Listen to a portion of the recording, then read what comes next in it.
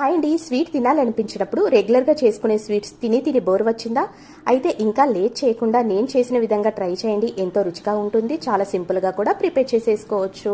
ముందుగా డీప్ ఫ్రైకి సరిపడా ఆయిల్ తీసుకొని ఇక్కడ మీకు చూపించిన విధంగా చిన్న ముక్కలుగా కట్ చేసిన బ్రెడ్ ముక్కలను బ్రౌన్ కలర్ వచ్చేంత వరకు ఫ్రై చేసుకోవాలి. బ్రౌన్ కలర్ వచ్చిన తర్వాత ప్లేట్లోకి తీసేసుకొని మళ్ళీ ఇదే కడాయిలోకి ఒక స్పూన్ ఆయిల్ వేసుకొని ఒక కప్పు సేమ్యాను బ్రౌన్ కలర్ వచ్చేంత వరకు ఫ్రై చేసుకోవాలి. ఇలా బ్రౌన్ కలర్ వచ్చిన తర్వాత ప్లేట్లోకి తీసేసుకొని ఇప్పుడు ఒక కప్పు పాలను తీసుకోవాలి.